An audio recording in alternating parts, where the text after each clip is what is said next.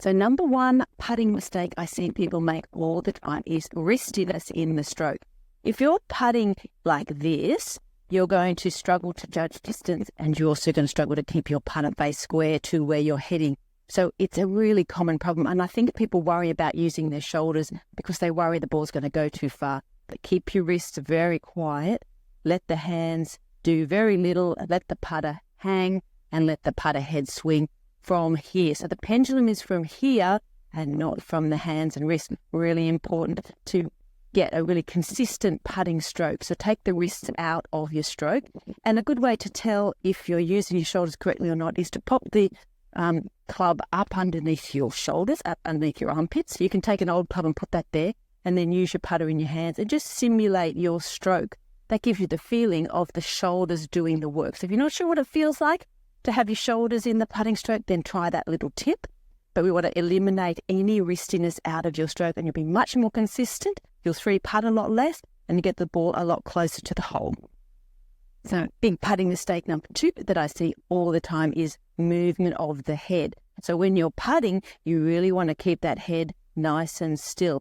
If you move your head forward, which is what I see a lot, where people start to do this a little bit, they start to try and, wheel the ball into the hole almost. The shoulders start to open, the putter face starts to move across the line, and you're going to be much less consistent than you would be if you keep your head nice and still. So a really good little tip is to imagine something underneath the ball, a coin, a dime, a 5-cent piece if you're in Australia. Imagine there's a coin underneath the ball, and you're going to look at that coin after the ball's gone. So that's a really good way to force you to keep your head still. That way the putter can stroke properly, your shoulders can stay square, which is so important for a really nice putting stroke. So I know it's tempting to have a little look and see if the ball's going in or not, but resist that urge and look at the spot underneath the ball after it's gone. Mistake number three is running. And I see this all the time, more so I think for women than for men. I don't know if women are more self-conscious, but they've been taught they have to be really quick. But a lot of women take absolutely no time whatsoever on their putts.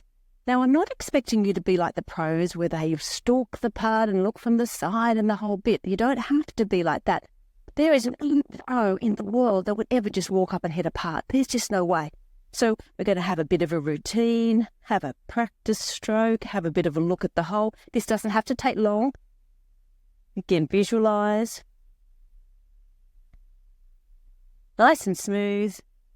Watch it till it finishes. That helps you judge distance for future putts.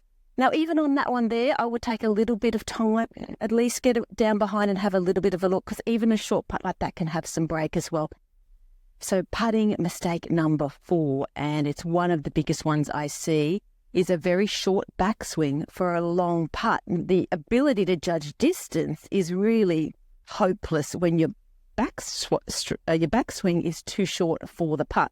So if you tend to be short a lot, or you struggle with your distance control, you're long and then short, then long and then short, it could be that your backswing is too short for the putt. Lengthen up the backswing, allow the putter head to swing, use your shoulders to create that sort of pendulum stroke, and really let the weight of the putter head do the work for you. Get a feel for that, see how much easier it is to get that distance control. And, once you've had a chance to practice it, it will really reduce your 3 putts down.